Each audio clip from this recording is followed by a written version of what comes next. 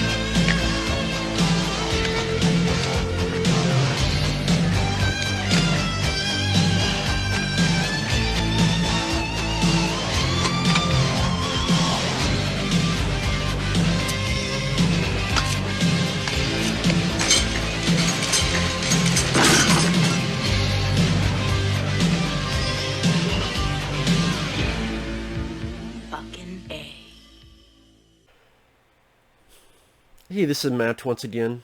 Welcome back to another video. First off, excuse any background noise, birds, roosters, bugs, all that stuff. It's just how it is out here. Second off, if you're interested in requesting pretty much any type of video, review, commentary, review, topic, reaction, randomness, out of the blueness, feel free to send either directly to my PayPal or join my Patreon. Both links are down below in the info box if you wish to. And this is for Dan, and it's for a film called Slaughter of the Innocents. This is a weird one. And I think there's a kernel of a good movie in here. Because of its weirdness, because Scott Glenn is the lead, who I like as an actor, because there's a lot of recognizable people, most of them before they really made it big.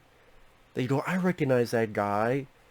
Kevin Sorbo, Aaron Eckhart, Lyndon Ashby, who would be Johnny Cage 2 years later in Mortal Kombat, Armin Shimerman, who would be Quark in Star Trek Deep Space Nine, Zakis Mokai, before this he was the villain in Wes Craven's The Serpent and the Rainbow.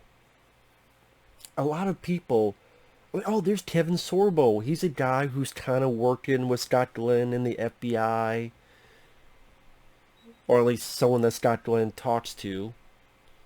Armin Shimerman, he's a doctor. Aaron Eckhart, there's a point where they tried to get this neo-Nazi that's in this shack in the middle of nowhere. And Aaron Eckhart is very young, kind of a SWAT team guy, but he's hot-headed. He's only in the film for a couple minutes. Lyndon Ashby is this cop, this random cop that goes into a house and there's these, looks like witches.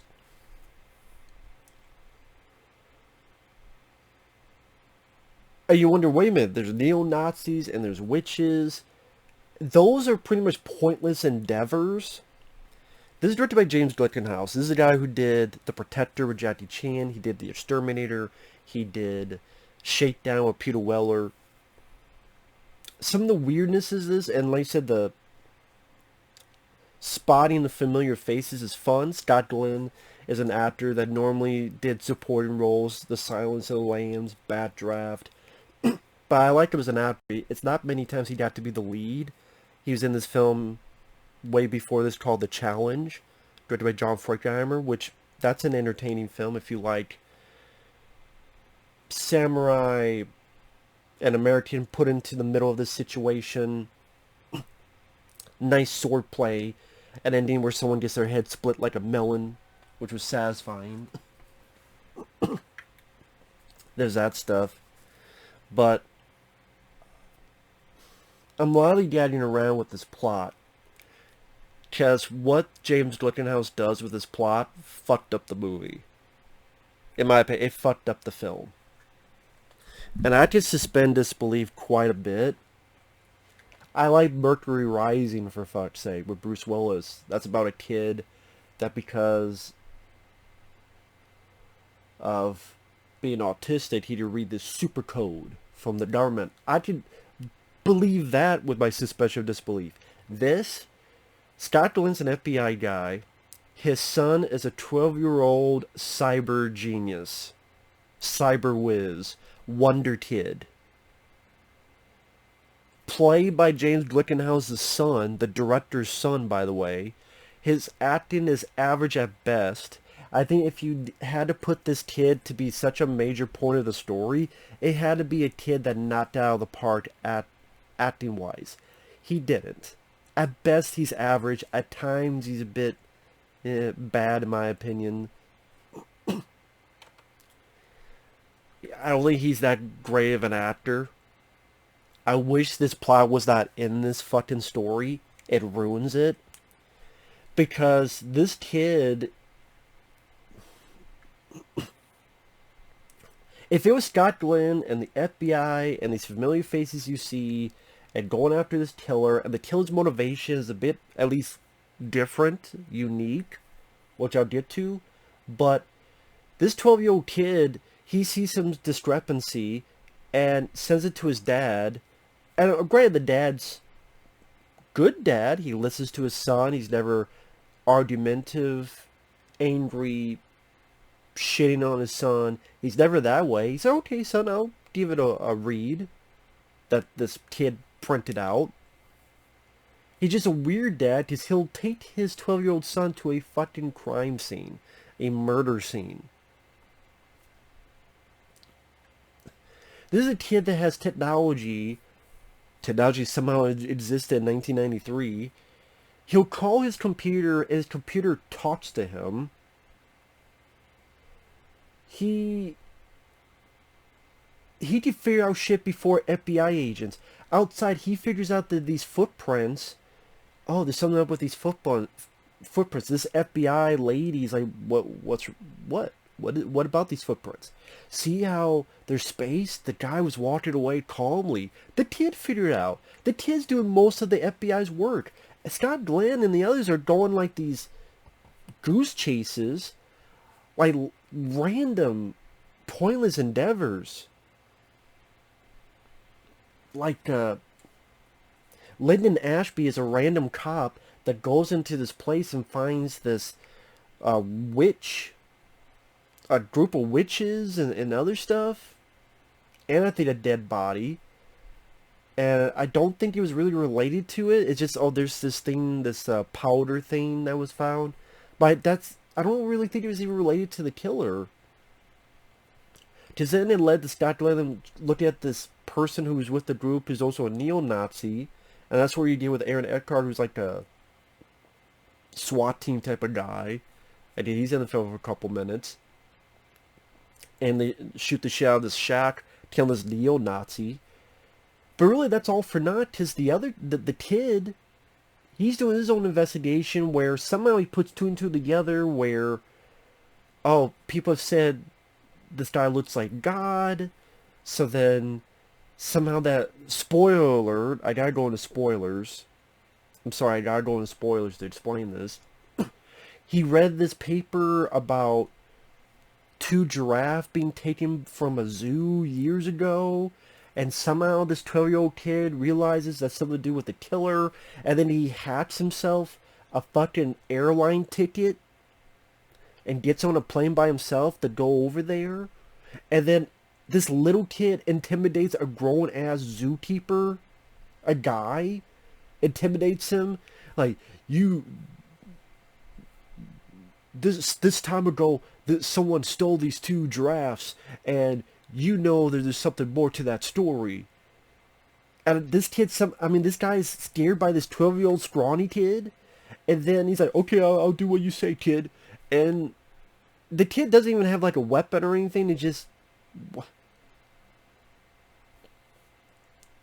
And then the kid's able to look into a former worker's locker. And he's able to figure out by calling his computer, saying a couple words... and the computer like fills in blanks, and then the kid goes to another, I guess he had himself another ticket to go to another fucking place in the middle of the fucking desert, and instead of sending a message to his dad before he died in the desert, he tries to send a message to his dad while in the middle of a fucking desert. I'm like, wow, so smart, kid. And really, the dad, who's an FBI agent, Scott Glenn, has to play fucking catch-up by, wait, there's something wrong? What? Son, goes home, or not home, but he calls his kid's computer, puts in a code, so the computer talks to him, I guess reads bad verbatim what's on the screen that the kid was looking up, and it gets there, and the killer has this ark with two of like dead animals, of each dead animals, and also dead bodies. He's kidnapped the little girl, and the ark is on a rail system where the guy is crazy enough, he's going to send the ark on this rail off a fucking cliff. I just think he's going to fly. I don't fucking know. I mean, the guy's crazy. And that bit, I mean, it's weird. I chalk it up to, well, the guy's crazy. If he was thinking normally, he wouldn't be crazy. But what's up with this, like, it's a Wonder Kid.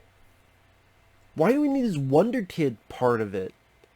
Where he's the one who notices, because at the beginning of the film, this guy's going to be killed with lethal injection. The little kid is the only one that's like, well, wait a minute, there's something up with this. This doesn't add up. And then Scott Glenn believes his kid. I mean, I did. It's a good dad. But he's like, come on, you're 12 years old. But I guess he knows his kid well enough. Let me look into this. Maybe there is something. And then realizes that DNA used to make the guy guilty 5 years ago. 5 years, maybe these have been updated. The DNA doesn't match, but the guy still dies anyway. But the case is now reopened. Kevin Sorbo is a guy that's like, well, we want to get this finished quickly because, you know, we killed this guy. Maybe at least we can find this guy was an assailant, and then his execution would be justified. That's pretty much Kevin Sorbo's part. He's in for like a couple minutes.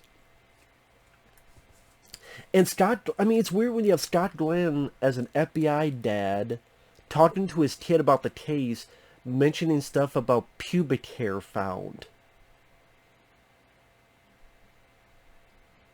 Think about that. You have an FBI guy, a dad, talking to his son about the case and talking about pubic hair. Because that's part of the case, the DNA. That's fucking weird. It's fucking strange.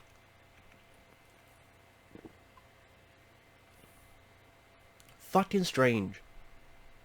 The killer,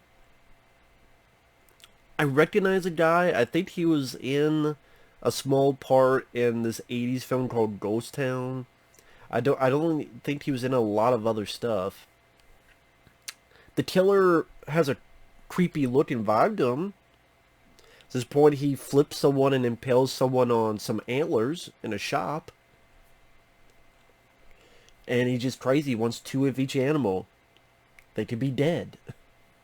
In fact, he prefers dead. If you're going to do this outrageous plot, you need a great kid actor to knock it out of the fucking park. A younger, you know, Macaulay Culkin, Haley Joel Osment. Like, you need someone to really knock it out, and this wasn't the case here. It's the director's son.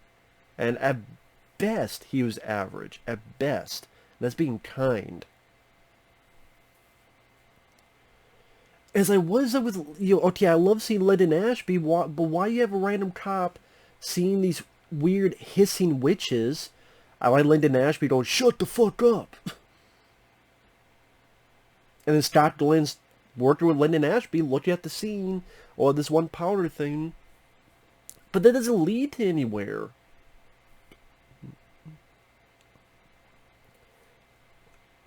At least it didn't seem like it. Maybe it did and it passed over my brain. You didn't get it. Yeah, because I'm like, what does this? Oh, something would do with this? But this guy's working by himself. He doesn't have any... It's like just for Scott Glenn to go on his wild goose chase so that his son follows the real case, the real clues. I mean, why Can't you just take the kid out, his talking computer, his cyber whiz, take all that shit out. Scott Glenn meeting these people like Kevin Sorbo and Aaron Eckhart and Lyndon Ashby and be like, okay, this thing with the witches, they know the killer. And the killer uses powder. Sage, I believe it's called sage. And then that leads to this neo-Nazi who maybe didn't believe in what the killer does, but gave the killer some this and that for money or whatever. Then you lead to that. Then you lead to Scott Glenn saving this little girl from this batshit wacko that has two of everything, including humans. And you could take a page from, a film that did not that plot, but that fucked up weird religious anomaly. Well, Resurrection from 1999, which thankfully is getting a Blu-ray from Vinegar Syndrome. I sent in a pre-order. Because I like that film with Christophe Lambert, or as some say Christopher Lambert, directed by Russell Mulcahy, who directed Highlander. Resurrection of 1999. That's how you do that well. You know what it didn't do? It didn't force some weird fucking kid subplot where he's a cyber genius. And have a dad talking to his son about pubic hair, or bringing him to crime scenes, to murder scenes, showing him murder, like the dead body photos. If this kid turns out to be a serial killer, Scott Glenn, don't be fucking surprised. Well, the kid said I can handle it. Well, of course, kids say that all the time. Doesn't mean... It's fucking weird. It's weird. And it's just bad. That ruined the film for me. That fucked up the film. Because Scott Glenn, most of the stuff he was doing was pointless. The kid was doing his fucking job. Was doing all the FBI's job. I'm like, Scott Glenn, you're a shitty FBI agent. Because this kid's doing your fucking job. Your son's doing your job for you. So, Scott Glenn's acting I like. I do like that. But he sucked at his job. The character, that is. Not Scott Glenn. I feel bad for Scott Glenn. This idea... I kind of like this unique weirdness with the Ark, the Noah's Ark. But this guy's so crazy. He's kidnapped the little girl because he wants... he has two animals, dead animals, whatever. Now he's one... And it's in this big uranium mine. And, like, they built this big fucking thing. And it's practical. The whole thing is sliding through the cave as Scott Glenn's, saving his kid. I like its uniqueness. Of course, when they go off the cliff, the killer's gotta go, no! I don't think you needed that. At least Scott Glenn did shoot him a few times. I guess he still wasn't dead because he still went no when went off the cliff in his weird arc. There's some nice after effects of nasty dead bodies at the end, where the kid finds the cave, he sees all these dead bodies. I like the makeup effects.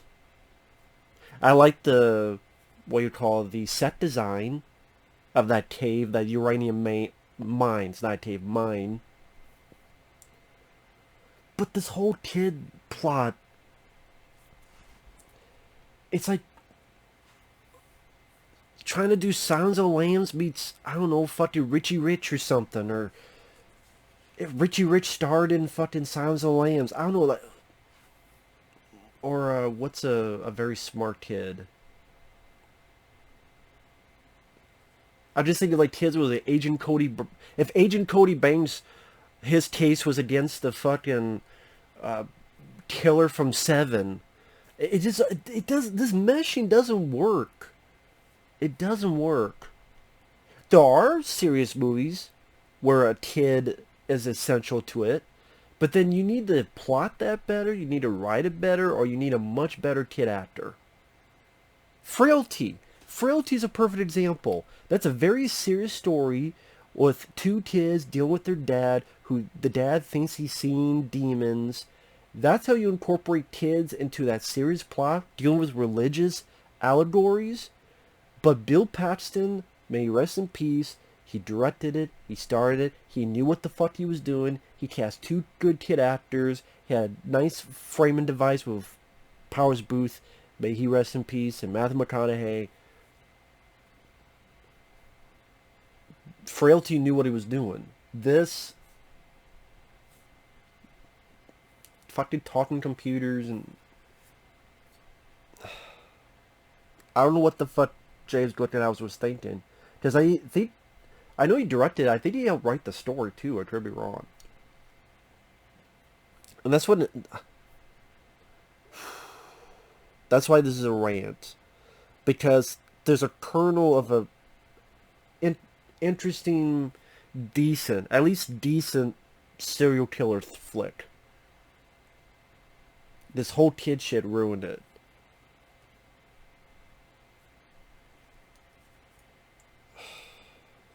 Anyway, we'll see you guys later. Bye-bye.